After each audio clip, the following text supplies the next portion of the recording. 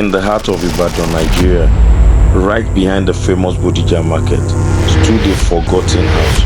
Most people didn't look twice, but those who lived nearby knew something about that house felt wrong.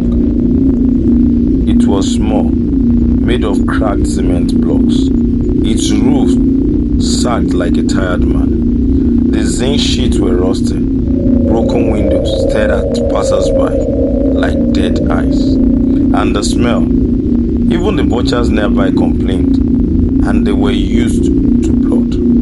Market women whispered to each other. Kehinde, who sold pepper close by, always told her apprentice, "Don't pass near that place, even in the afternoon." People complained. They heard screams at night. Some said they saw shadows moving behind the curtainless windows, but the police never came. They said it was probably just rats. But on the 22nd of August 2014, everything changed. A teenage thief snatched a woman's phone and ran. The crowd chased him. In panic, he jumped the wall of the cursed house. What he saw made him scream louder than any victim inside ever had. He ran back out, shaking, crying, his chest soaked in sweat. Police arrested him, but when they saw his face, they knew something wasn't right. Officers climbed the wall and walked into a scene straight from a nightmare. In the living room, blood had dried into the cement. Rusty chains hung from the walls. A pile of filthy clothes sat in the corner, and on the floor, 20 women's skulls arranged like trophies.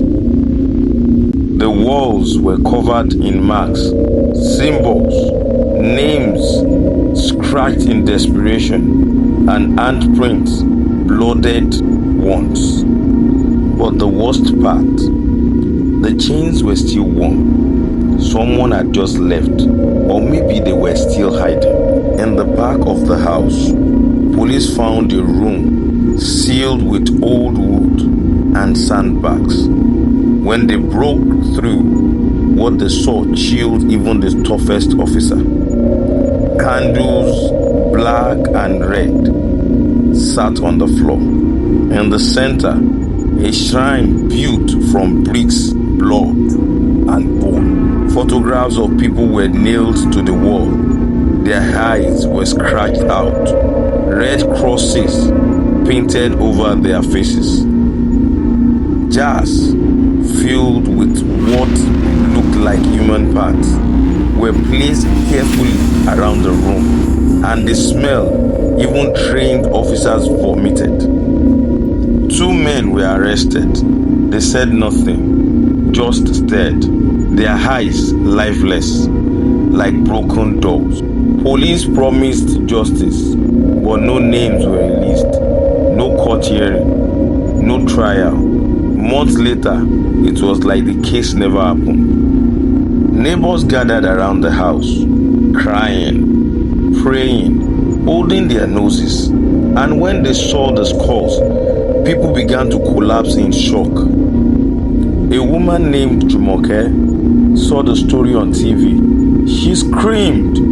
On the screen, one of the bodies wore her brother's shirt, checkered blue and white. He had been missing for 3 years. She rushed to the police station. Others joined her. Women, men, teenagers, all holding pictures, all asking the same question. Is my son one of them? Some had gone to the police years ago, only to be told he probably ran away. Now they had answers, but no justice. The government quickly demolished the house. Bulldozers tore it down. Bricks turned to dust. Blood washed away with water, but the screams, they stay. Old women say they still hear wailing from the land. Children avoid the area. No one builds on it. Even beggars cross the street when passing. The flies still there. The smell lingers and the fear alive. They call it the house that hurts people.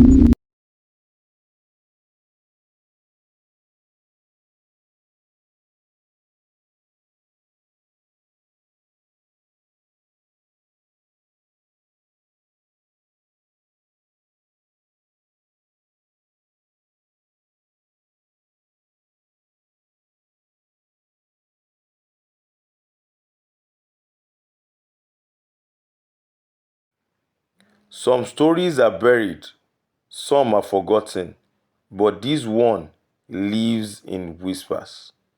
Have you heard of the Butcher of Ibadan? Or have they made you forget? Subscribe to Black Vault Stories, where the darkness is never far behind. The vault never truly closes. The vault never truly closes.